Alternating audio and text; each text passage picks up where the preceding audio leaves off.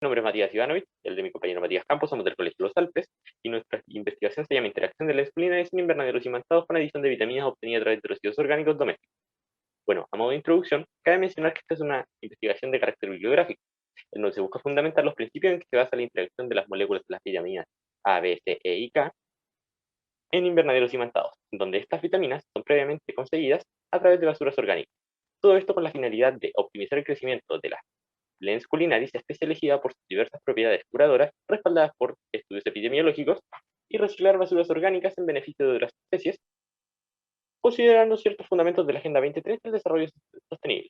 Cabe mencionar que esta investigación tiene como respaldo trabajos anteriores en busca de ordenamiento celular, optimización del recurso hídrico y el reciclaje, en donde se implementaron técnicas innovadoras como lo es la imantoestimulación e efectos invernaderos. En cuanto a la formulación del problema, buscamos potenciar la agricultura bajo estos sistemas, cuya finalidad es dar solución al crecimiento de las especies, cuando los suelos padezcan de un estrés hídrico o desnutrición, la cual es una problemática actual debido al calentamiento global. También buscamos que la producción de alimentos sea mucho más rápida y eficiente, y que sean sanos y sin el uso de agroquímicos. Nosotros planteamos la solución de estos nuevos sistemas invernaderos con imanes, reutilizando desechos domésticos, orgánicos. Como objetivo general, vamos a fundamentar con información bibliográfica sobre la interacción de los invernaderos imantados con el uso de las vitaminas A, B, C, E y K, extraídas de desechos domiciliarios, los que luego van a privilegiar desde la germinación al organismo vegetal en estudio. Estas van a reorganizar las estructuras orgánicas de las leguminosas. Como objetivo específico, vamos a justificar los usos de las vitaminas tales como las A, B, C, E y K por medio de uso de las basuras orgánicas, las que luego utilizaríamos en las zonas en las que el suelo contemple desnutrición y estrés hídrico. Con el uso de los invernaderos imantados buscamos soluciones reparadoras a las consecuencias de los efectos producidos en los últimos años respecto al cambio climático que está padeciendo nuestro globo terráqueo.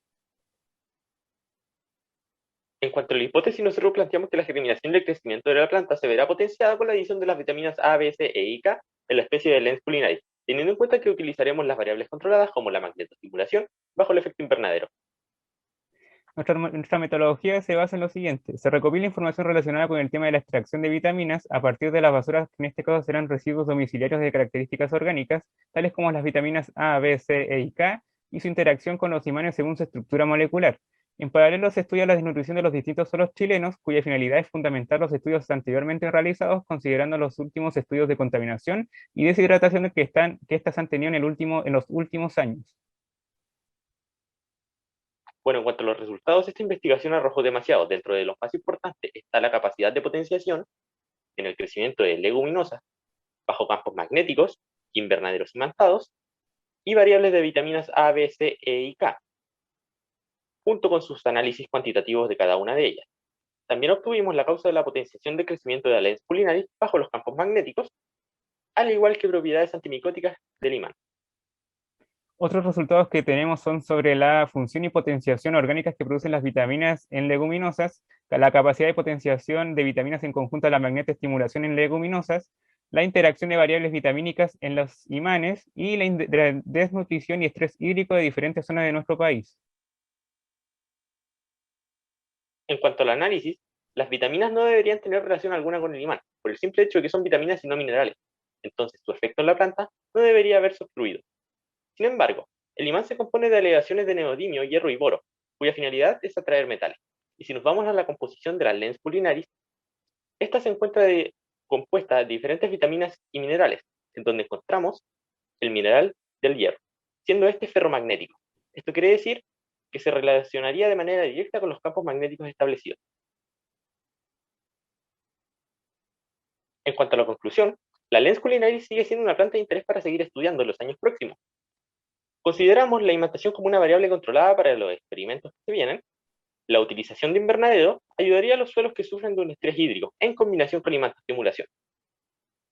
En las próximas investigaciones se propone el reciclaje de mascarilla para la creación de un nuevo sistema invernadero. Cabe mencionar que siempre buscamos soluciones en la optimización de producción agrícola. Bueno, estas son algunas de nuestras referencias y bueno, esto fue nuestro trabajo.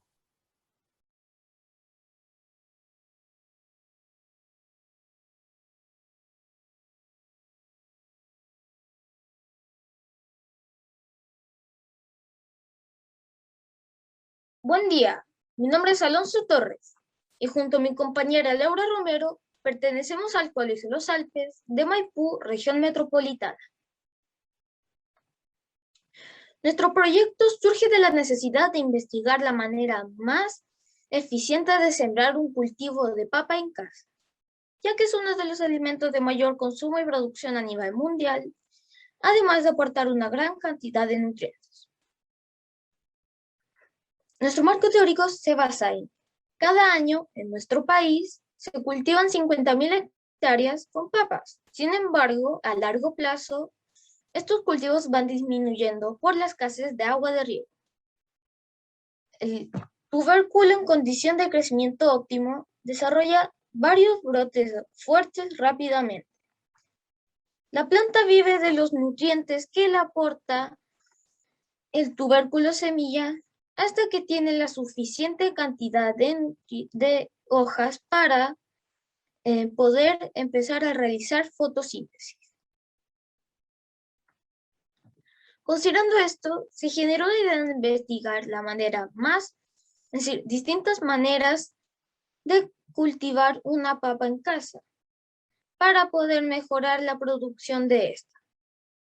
Y nos planteamos la siguiente pregunta: ¿qué medio de cultivo es más apropiado para la siembra de papa en casa, considerando condiciones controladas de luz, agua y tierra? En nuestra hipótesis, se espera que la papa sembrada en tierra crecerá con más y mejores brotes debido a que contiene todo lo necesario para poder crecer, mientras que la papa sembrada en agua no lo hará por su falta de nutrientes y el exceso de agua que le podría producir un problema al tubérculo semilla de descomposición. Nuestro objetivo general es analizar el desarrollo y crecimiento de los brotes de dos papas en dos medios de cultivo, una en agua y otra en tierra. Para ello se van a estar observando los cambios, comparar el crecimiento de las dos papas y comprobar cuál es la manera más eficiente de cultivar una papa en casa. Metodología. El experimento lo realizamos entre 6 compañeros. Cada uno registra desde su casa el crecimiento de las plantas mediante tablas y fotografías. Se utilizó 2 papas para la plantación, regla, maceteros, pocillos, palo de brocheta, agua, tierra, registros fotográficos y calendario de riego. Variables. La variable dependiente del experimento fue el crecimiento de la papa, que fue lo que nosotros observamos. La variable independiente fue el medio de cultivo, tierra o agua. La constante se mantuvo, lo que es el agua de riego, la tierra y la cantidad de luz solar. Cada uno escogió la papa que tenía a mano. Respecto al procedimiento, se sembró la papa número 1 en tierra y cada 3 días se fue regando. Cada uno registró los cambios que observaba, el crecimiento de los brotes y su apariencia. La papa número 2 se dejó en agua y al tener brotes de 3 centímetros se plantó en tierra. Aquí les podemos mostrar las diferentes papas de los 6 integrantes que aportaron a este experimento. Estas son papas chilenas. En esta tabla se puede observar cómo crece la papa, cómo se plantó, su crecimiento, su desarrollo de hojas, tanto cuando se plantó en tierra como en agua, y el crecimiento de sus brotes. Resultados y análisis. De las 6 papas plantadas en tierra, el 50% no logró germinar, situación que depende de variables que no se estudiaron en este proyecto, por el crecimiento de microorganismos, el tipo de tierra o el exceso de humedad. En tanto, a la papa que fue sembrada en agua presentó un mejor crecimiento de los brotes que las otras, evidenciando menos pérdida de papas sembradas, pudiendo germinar y crecer mucho más rápido. Discusión y conclusiones. Este estudio debe tener al menos 6 meses para poder observar el crecimiento de la papa como producto. También se puede realizar el cultivo de papas en casa, manteniendo constante la cantidad de agua de riego, la luz solar y la cantidad de tierra. También, para evitar infección por algún agente patógeno, se debe desinfectar la papa antes de plantarla. Y respecto a nuestra hipótesis, resultó ser falsa, pues las papas sembradas inicialmente en agua no presentan pudrición, en cambio el 50% de las papas que se plantaron en tierra sí lo hicieron. Y están las referencias bibliográficas. Muchas gracias por su atención.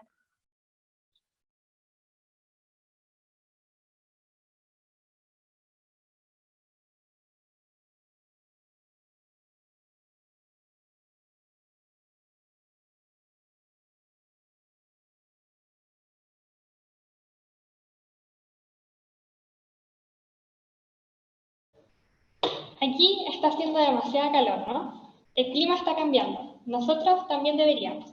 Buenos días, tardes o noches. Somos alumnos del Colegio Terra Austral Oeste de la comuna de Maipú, región metropolitana, y hoy tenemos el gran agrado de compartirles parte de lo que fue nuestro trabajo. Como espero que todos sepan, el planeta hoy se encuentra en una grave crisis respecto al cambio climático. Cada día se ven más y más estragos a consecuencia de esta, y por lo mismo han surgido cada vez más personas y movimientos que buscan reivindicar la situación que hoy nos afecta. A causa de ello, nos comenzamos a preguntar si existía algún tipo de relación entre los agentes de cambio individuales y colectivos de nuestra región para contribuir a las acciones climáticas en temas de cuidado de los recursos naturales y protección ambiental. Pero primero definamos estos conceptos. Definimos como agente de cambio individual a aquellos individuos que desde su propio interés medioambiental realicen activamente actividades para el cuidado del medio, tales como ciclos de reciclaje, ahorro de recursos, divulgación de información relacionada al contexto, etc. Pero que al realizarlo, su impacto sea de foco local, es decir, su casa, familia, entre otros. Y definiremos al agente de cambio colectivo como organizaciones o grupos de personas que en pro de crear y realizar actividades con fines medioambientales busquen provocar un cambio en la percepción de su comunidad, país, región y área, siendo estas acciones realizadas en una mayor escala. Según nuestra investigación, sabemos hoy que existen múltiples de estos agentes de cambio y que necesitan realizar acciones climáticas para ganarse el título. Acciones que varían desde el reciclaje, uno de los objetivos más activos en su relación, hasta las redes de compostaje y movimientos medioambientalistas que necesitan de un sistema más colectivo. Para interiorizar estas acciones climáticas, conceptualizamos a estas como toda acción individual y colectiva que contribuye al cuidado ambiental, es decir, cualquier política, medida o programa con miras a reducir los gases de efecto invernadero, construir resiliencia al cambio climático y apoyar y financiar estos objetivos. En referencia al verbo que acompaña al medio ambiente, es que definimos a este como el entorno físico que influye en los factores químicos y biológicos de los seres vivos, abordando problemáticas tales como la contaminación, la pérdida de biodiversidad y el cambio climático. Por lo dicho anteriormente, establecimos que la hipótesis de nuestro proyecto es que los agentes de cambio, tanto individuales como colectivos, se potencian en temas de cuidado de recursos ambientales para generar cambios a pequeña y gran escala. Ahora, en torno a nuestros objetivos, definimos como el general, el que es evaluar y relacionar las acciones climáticas de diversos agentes de cambio, es decir, tanto individuales como colectivos.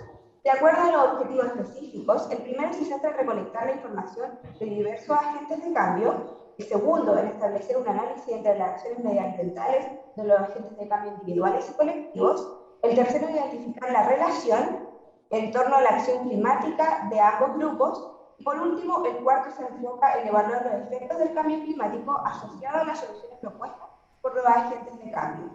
Entonces, el objetivo de esta recolección de datos es validar o no la hipótesis, por lo cual el método para llevar a cabo esta investigación fue un cuestionario a través de la plataforma Google Forms, en otras palabras, una investigación no experimental, ya que se recolectaron variables que no son constantes al no poder alternar opiniones o apreciaciones de los encuestados.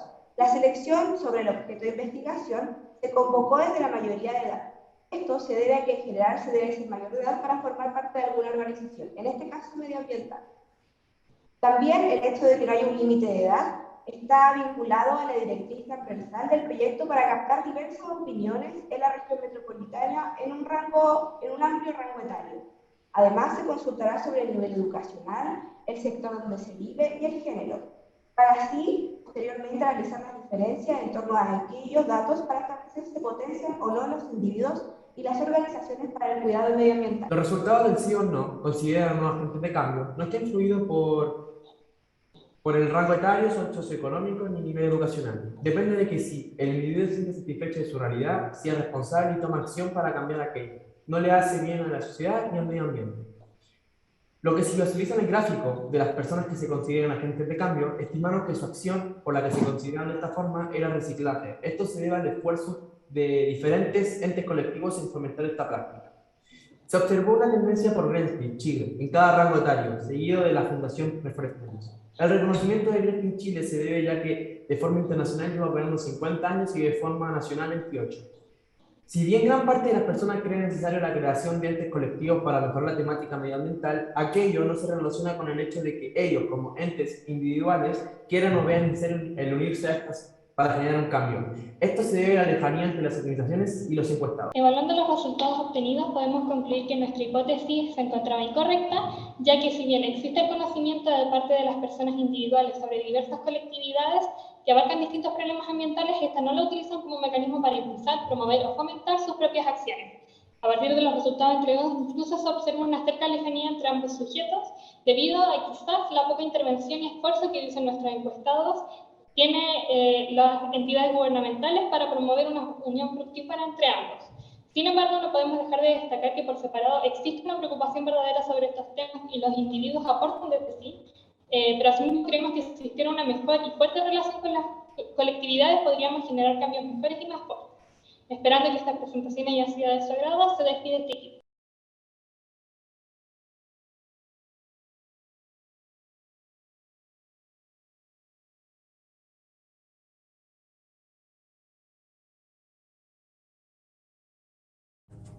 Nuestra necesidad surge de la observación de la disminución de las aguas lluvias, que alimentan las napas subterráneas y los pozos con los que se abastecen una parte importante de la población, dando origen a las crecientes sequías que ha experimentado desde hace algunos años la comuna de Paine.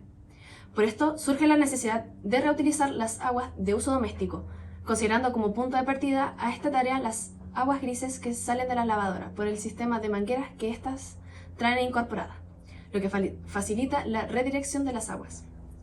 Nos planteamos como problema la reutilización de las aguas grises de la lavadora a nivel doméstico en hogares de la comuna de Paine, a través de un sistema de filtros que aporten a mejorar el uso del agua.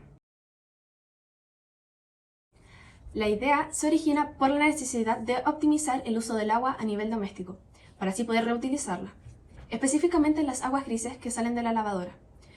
Nos moviliza también la idea de ser un aporte a la conciencia de las personas, para avanzar en el cuidado del agua, particularmente en nuestra zona, la comuna de Paine, que ha experimentado una importante sequía, llegando incluso a secar la laguna del sector de Aculeo. Objetivo general: crear un sistema de filtro para el agua gris doméstica producida por la lavadora y que permita la reutilización del agua, sin impacto ambiental o reducido al mínimo posible, de fácil instalación y mantención. Objetivos específicos: identificar algunos filtros de agua y su funcionamiento, elaboración y ampliación de encuestas a la comunidad sobre conocimiento y usos de aguas grises de la lavadora en el hogar, investigar los componentes de los detergentes utilizados en el proyecto según la encuesta aplicada, investigar qué materiales se pueden utilizar para el filtro económicos y eficientes, generar un modelo de filtro ecológico, comprobar cambio cualitativo y cuantitativo, pH, al pasar el agua gris por el filtro, determinar la innovación de la idea, determinar el diseño, prototipo.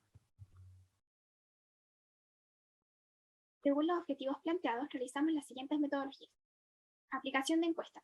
A partir de la encuesta aplicada a 100 familias de la comunidad educativa, obtuvimos datos relevantes para realizar la investigación. La mayoría de los encuestados afirma saber qué son las aguas grises, cree que es necesario reutilizarlas, no reutiliza las aguas grises de la lavadora, pero reconoce la importancia de hacerlo, comprende el problema del agua en la comuna y el mundo y ve en el filtro una solución posible. Reutilizaría el agua gris de lavadora para riego, estanque del baño o para limpiar los patios de la casa. En relación al uso de detergentes para lavar, la mayoría de los encuestados utiliza detergentes líquidos de la marca Ariel y Omo, por el cual realizamos las pruebas con el filtro. La mayoría afirma lavar entre 4 a 5 veces en la semana, utilizando como referencia una lavadora de carga de 7 kilos, un total aproximado entre 42 y 62 litros de agua por cada lavado. La encuesta nos mostró la relevancia del proyecto en la comunidad y nos aportó datos para realizar la experimentación con el filtro, tipo y marca de detergente más usado. Realizamos un prototipo experimental con un contenedor plástico en el cual se ordenaron los elementos filtrantes por capas en el siguiente orden: de abajo hacia arriba, malla fina, piedra volcánica, carbón de espino, arena fina y nuevamente piedra volcánica. Observamos que el agua que sale en nuestro filtro se muestra con una apariencia más clara que el agua que entró. Nuestra idea era lograr medir la calidad del agua según los componentes para ver en qué porcentaje se reducían los más dañinos para las plantas. No alcanzamos a obtener los resultados. Para hacer un análisis cuantitativo, realizamos medición de pH. Para tener una muestra de control, medimos el pH de agua potable que midió pH 7 neutro. Una vez que pasamos esta agua por el filtro, se mantuvo el pH 7. Luego, medimos el pH del agua con detergente líquido Omo, la que tiene un pH 8, que después de ser pasada por el filtro llega a pH 6. Ante esto, podemos inferir dos posibilidades. O es un cambio químico por neutralización, o es una modificación de pH por los componentes del tamiz que tienen las moléculas del detergente, lo que generaría este cambio en el pH. Uno de nuestros puntos fundamentales es realizar una propuesta de valor para las personas, ya que el tema de la falta de agua en nuestra comuna es conocido. El sistema consiste en conectar una manguera a la salida del agua de la lavadora, que conduce el agua al filtro ecológico, fácil de mantener ya que cada elemento filtrante se puede cambiar por separado. Luego sale por otra manguera el agua filtrada que llega a un estanque de acopio que tiene una llave en la parte inferior en la cual se puede conectar una manguera para riego manual o por goteo. Este sistema va instalado sobre la tierra. Logramos definir los elementos filtrantes económicos y fáciles de conseguir para armar nuestro prototipo de filtro. La experimentación con el filtro nos ha mostrado que el agua al pasar por este se torna de un color más claro. Trabajamos en el diseño del sistema y del filtro en particular, logrando un prototipo en el cual se puedan cambiar los elementos filtrantes por separado según la necesidad. Saturación. Según análisis cualitativo, al pasar el agua por el filtro se evidencia una modificación en su color, mostrando que hay sustancias del agua gris que quedan atrapadas en el filtro, obteniendo un agua más clara. Esto indica que el tamiz tiene propiedades para atraer partículas en suspensión. Desde el punto de vista cuantitativo, el análisis del pH indica que el filtro sí modifica el pH del agua con detergente, bajando un pH 8 a un pH 6, cercano a un pH 7, neutro. Cambiamos el carbón activado, que pensamos usar en un principio por carbón espino, lo que funcionó muy bien para retener algunas partículas del agua de la lavadora. Cuenta con propiedades antibactericidas. También aporta a reducir el costo de los elementos que componen el filtro, siendo más económico y de fácil acceso.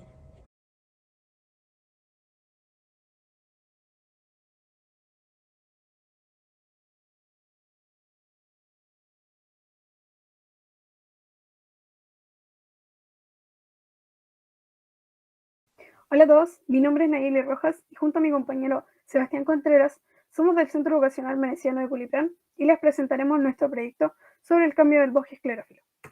En los últimos 17 años se ha hecho notar el aumento de la pérdida de hectáreas en el bosque esclerófilo y es de ahí donde parte nuestra pregunta. ¿Cómo ha cambiado el bosque esclerófilo?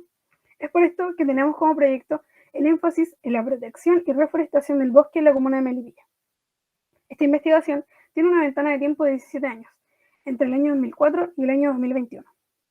En el siglo XXI, la zona central de nuestro país ha sufrido diversos cambios en su ecosistema, siendo uno de los más afectados el bosque esclerófilo. Nuestro proyecto también tiene el propósito de crear un parque de protección del bosque en predios de nuestro colegio.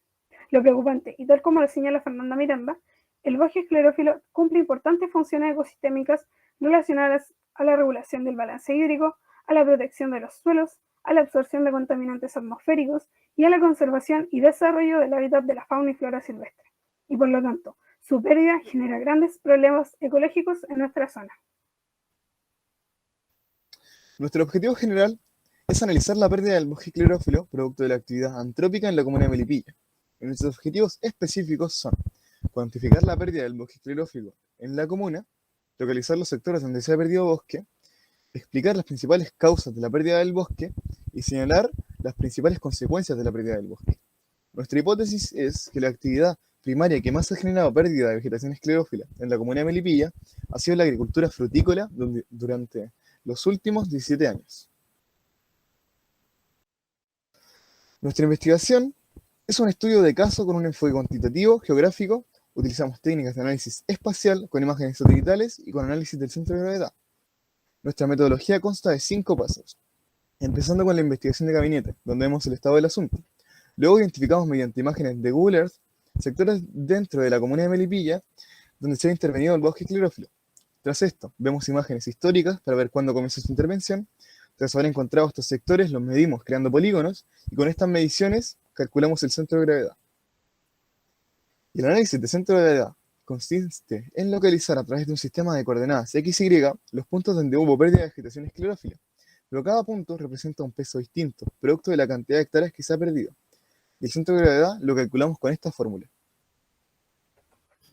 En base a nuestros análisis, encontramos 33 sectores de pérdida del bosque esclerófilo entre los años 2004 y 2021, con un total de 893 hectáreas, de las que 3,91 corresponden a pérdida por extracción de áridos y el resto a agrícola. Dentro de las hectáreas de pérdida se encontraron 4 cordones montañosos, los cuales se han concentrado antes del año 2008, producto del cambio de legislación, entrando en vigencia la ley 20.283, sobre protección y conservación del bosque nativo. Se calcula el centro de gravedad. Para ello, cada área de intervención posee un peso relativo en relación a la cantidad de hectáreas perdidas de vegetación esclerófila. El resultado de este cálculo indica que el centro de gravedad se localiza en el Cerro Pocapena. Este hecho se debe principalmente a la necesidad de empresas del rubro agropecuario a explotar sectores que se encuentran cercanos a fuentes de agua, en este caso el río Maipo, y también los grandes afluentes que posee el mismo Cerro Pocapena. Esto nos hace reflexionar sobre la importancia de que los planes de manejo sean instrumentos de planificación integrales. Lo contrario sucede hacia el norte de la comuna, donde apreciamos que las áreas de intervención, a pesar de estar más cerca de zonas urbanizadas, son menores, y esto se explica principalmente por la escasez de agua. Con nuestra investigación llegamos a la conclusión que entre los años 2004 y 2021 se ha perdido un total de 893 hectáreas de bosque esclerófilo en la comunidad de Melipilla, y la actividad que más ha causado la pérdida del bosque es la agricultura frutícola. La mayor pérdida del bosque esclerófilo sucede entre los años 2004 y 2008. Todo esto fue debido al cambio de ley del 2008 con la ley 20.283 de protección del bosque nativo. La pérdida de bosque puede ser explicada por dos factores. Primero, la escasez de suelos agrícolas, por lo que las frutícolas compran terrenos de bajo valor como lo son los cerros, y el segundo factor es el legislativo, debido a que el 95% de la pérdida sucedió antes de que la ley 20.283 entrara en vigencia. Antes de esta ley se buscaba la recuperación del suelo productivo. Las consecuencias de la pérdida del bosque conllevan un aumento en la erosión de los suelos, escasez hídrica, debido al daño que se les hace a los sistemas naturales de captación y retención hídrica en los cerros. Finalmente, con el análisis del centro de gravedad, concluimos que la vegetación más expuesta a ser talada es la que se encuentra más cerca a fuentes de agua, como lo es el Cerro Pocapena.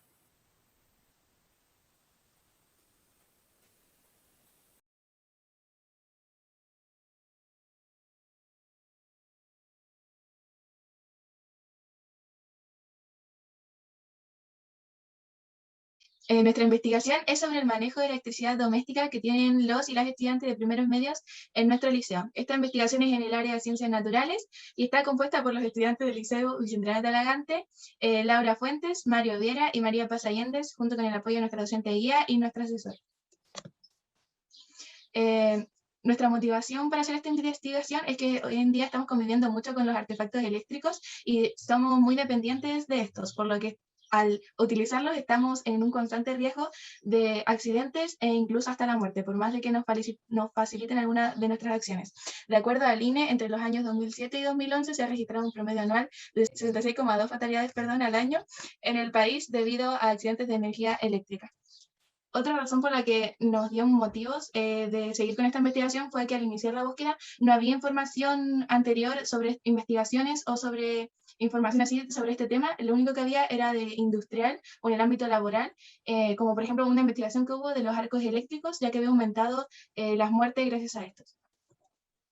Nuestra pregunta de investigación es cómo afecta el conocimiento que tienen los y las estudiantes de primeros medios en nuestro liceo en las habilidades para un correcto manejo de electricidad doméstica. Y nuestra hipótesis es que el conocimiento de los y las estudiantes de primeros medios sí influye en las habilidades para un correcto manejo de la electricidad, puesto que al tener un correcto conocimiento se tiende a tomar mejores decisiones y se tiene mayor precaución. Para este estudio, llamaremos electricidad doméstica a la electricidad con la que interactuamos cotidianamente, que involucre la corriente eléctrica del hogar junto con los electrodomésticos comunes y necesarios para un domicilio. La habilidad solo puede ser demostrada en el rendimiento haciendo algo, mientras que el conocimiento puede obtenerse por medios más abstractos, como la conversación. Por eso, la habilidad se identifica como conocimiento práctico o técnico, la capacidad de aplicar conocimiento teórico en un contexto práctico. Esta descripción previa es un paso muy relevante, ya que pone en consideración la relación que hay entre el conocimiento y habilidad desde la visión general, un aspecto que compone la pregunta de investigación e hipótesis de nuestra investigación. El objetivo general de nuestra investigación será descubrir cómo afecta el conocimiento de las y los estudiantes de los primeros medios de nuestro liceo en sus habilidades para un correcto manejo de la electricidad doméstica. Aplicamos una encuesta a estudiantes de los primeros medios de nuestro liceo. La encuesta incluía preguntas de conocimiento y habilidad de un mismo tema.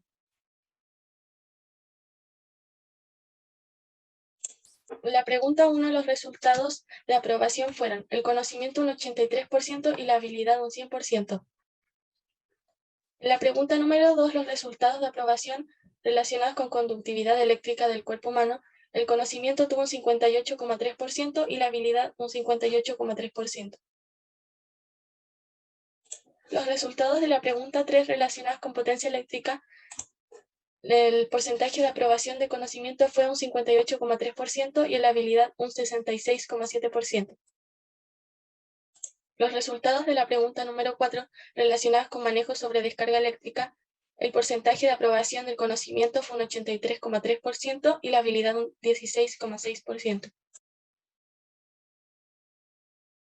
Los resultados de la pregunta 5 relacionada con enchufes eléctricos, el porcentaje de aprobación del conocimiento fue un 74,7% y de habilidad un 75%. Tenemos dos preguntas a analizar. Primero, mencionar que la pregunta de la imagen de la izquierda estaríamos hablando en una situación de un incendio eléctrico y en la otra una situación de una persona que está en un proceso de electrocución. Esto nos lleva a la pregunta: ¿estas situaciones tienen un distinto nivel de gravedad o seriedad?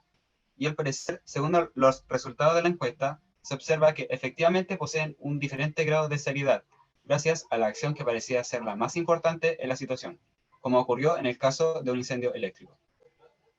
Nuestra condición se trata de averiguar si hay un patrón al respecto que pueda afirmar o refutar nuestra hipótesis. Podemos decir que no existe un patrón que se cumpla de forma rigurosa. Un ejemplo de esto sería la evaluación de conocimiento y habilidad de las preguntas 3 y 4. Aunque se habla relativamente de temas similares, no se presenta una estabilidad que afirme o refute la relación que hay entre el conocimiento y habilidad de los encuestados. Para concluir, si bien hablamos respecto a que no existe un patrón estable, no podemos asegurar totalmente si lo que estamos hablando es certero. Esto quiere decir que la hipótesis no se puede aceptar ni rechazar completamente. Como reflexión, la importancia que tiene nuestra investigación y nuestro análisis, además de aportar en un futuro, ayuda desde los profesores a conocer cómo necesitan pasar esta materia, que pueden analizar si el conocimiento aplicado de sus estudiantes funciona o no en sus habilidades, en las situaciones de la vida, hasta cualquier persona que use diariamente la electricidad, identificando situaciones de personas a su alrededor y hacer un cambio positivo al respecto.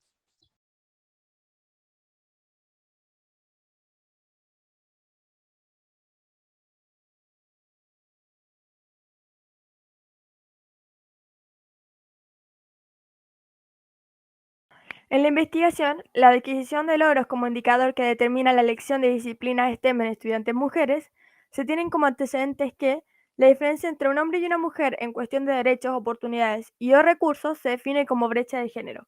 Esto a veces radica en las elecciones profesionales de las mujeres y su baja entrada en las carreras del área STEM que abarcan las disciplinas de matemática, ingeniería, investigación y tecnología.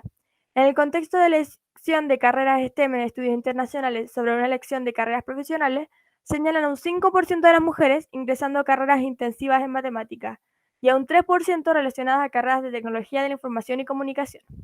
En Chile, las mujeres tienen un 14% de mayor probabilidad de postular a carreras del área de salud, mientras que el porcentaje desciende un 14% de las postulaciones a ingeniería. En la realidad de nuestro liceo, la necesidad de comprender el fenómeno podría explicar la diferencia entre hombres y mujeres en disposición a la elección de carreras STEM en el modelo de estudio, que muestra brechas importantes, y un 7% de estudiantes mujeres versus un 27% de hombres optan por ellas.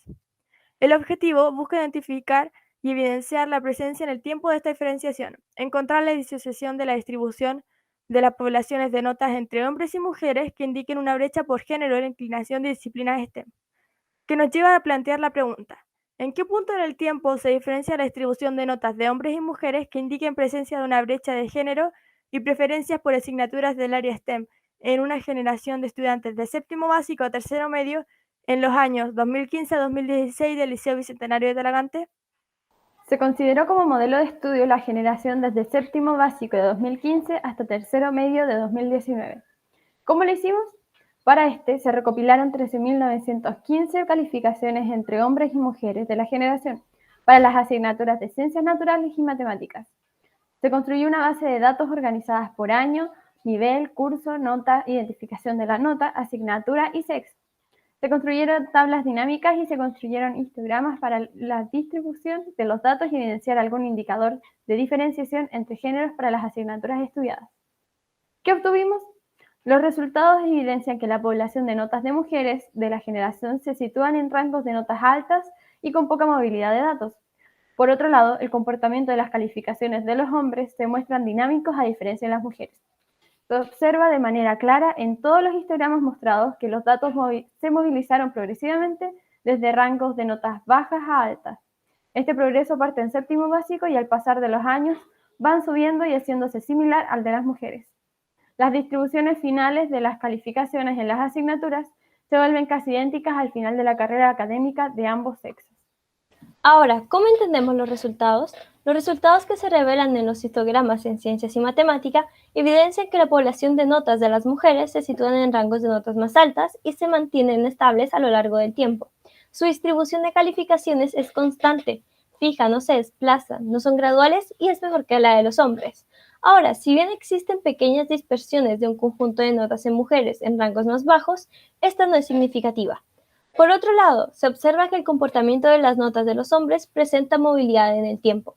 El comportamiento anterior en la distribución de la población de calificaciones a lo largo del tiempo denota un factor diferenciador entre hombres y mujeres, la evidencia de que la adquisición de logros o la movilidad de su desempeño en estudiantes puede estar influyendo en la disposición que tiene el género masculino hacia las asignaturas STEM, y viceversa.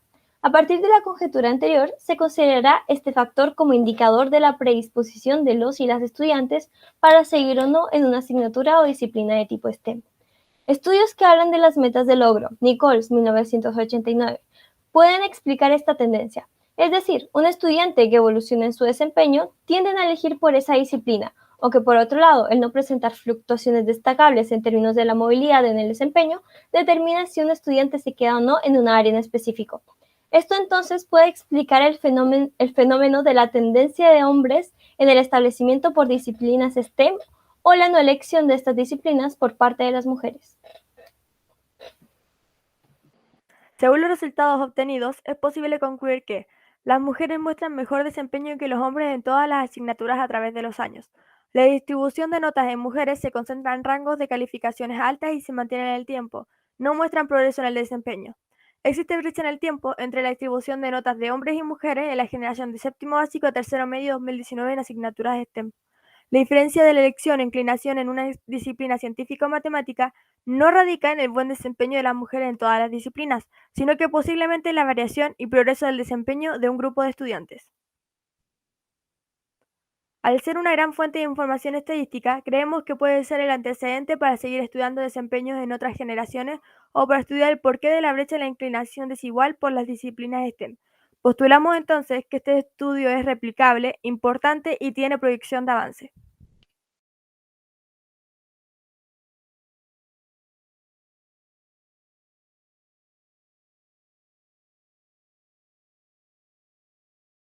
Muy buenos días, soy Romana Guayo de quinto año y junto a Juliana Guayo de séptimo básico presentaremos la investigación Utilización de sal como método para preservar hortalizas.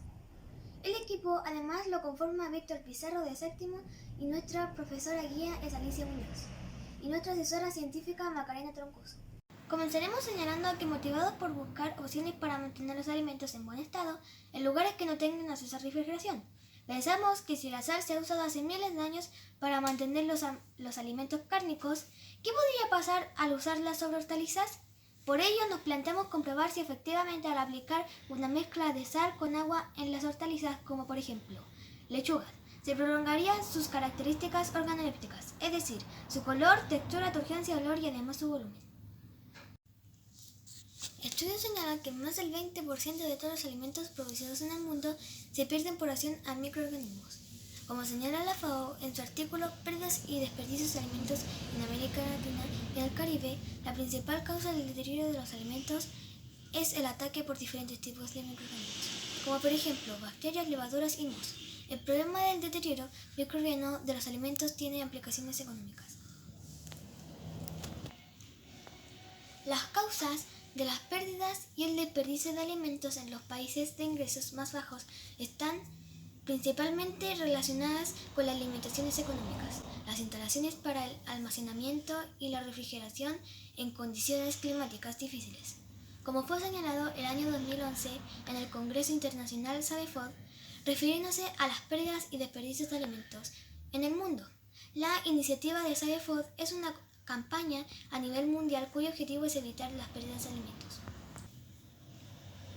El agente antimicrobiano del que se tiene el registro más antiguo es la sal de mesa, la cual se sigue utilizando en la actualidad para conservar productos cárnicos.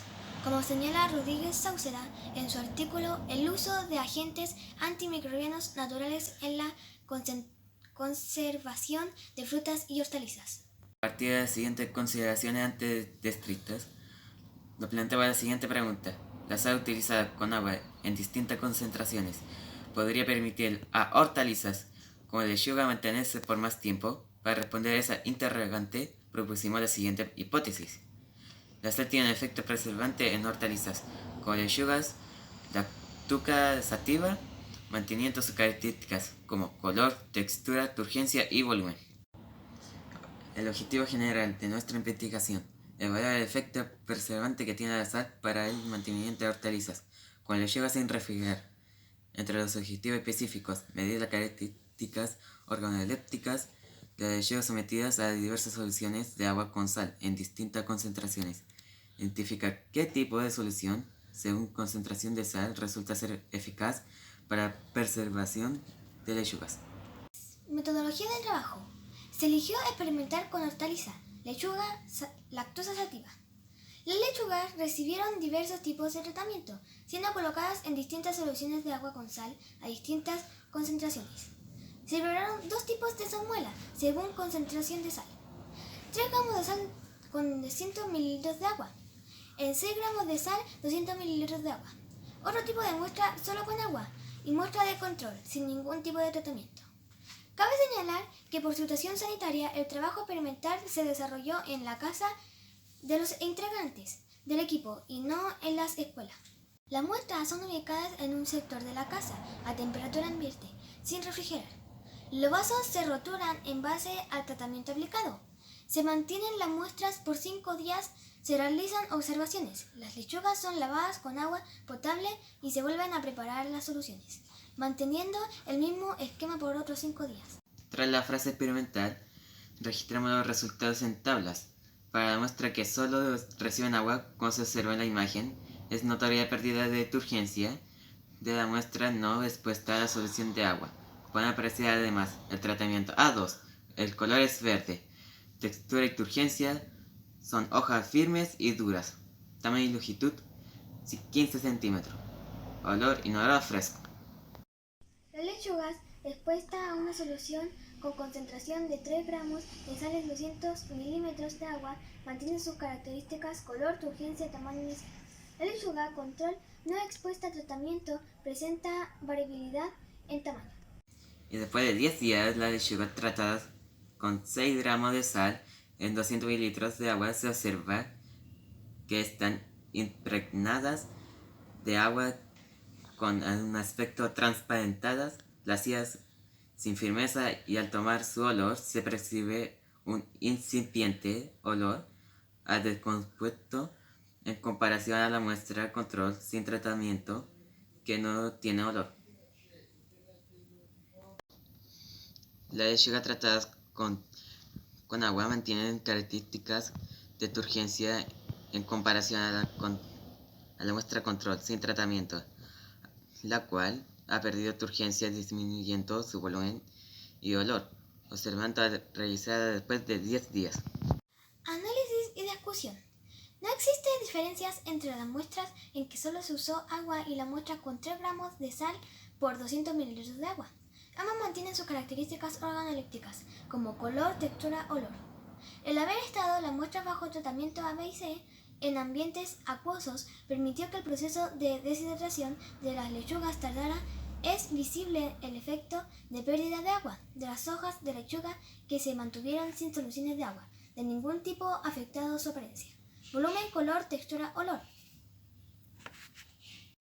Conclusiones. Las hortalizas como lechugas se preservan al dejarlas en agua, manteniendo sus características organolépticas iniciales tras 10 días de observaciones. Las lechugas que son mezcladas en una concentración de 3 gramos en 200 mililitros de agua conservan sus características iniciales hasta 5 días. De no contar con refrigeración, podemos recomendar sumergir las lechugas en agua. Proyectamos nuestra investigación a seguir experimentando con otras hortalizas y concluimos con otro cuestionario. Si con 3 gramos en 200 mililitros las lechugas se mantuvieron en buenas condiciones, nos preguntamos, ¿cuál sería la concentración óptima para que preserven por más días? Unido a la posibilidad de escasez de agua potable, el no acceso a refrigeración nos orienta además a estudiar un uso de agua mar diluida para mantener los vegetales siendo una opción para evaluar al futuro. Muchas gracias.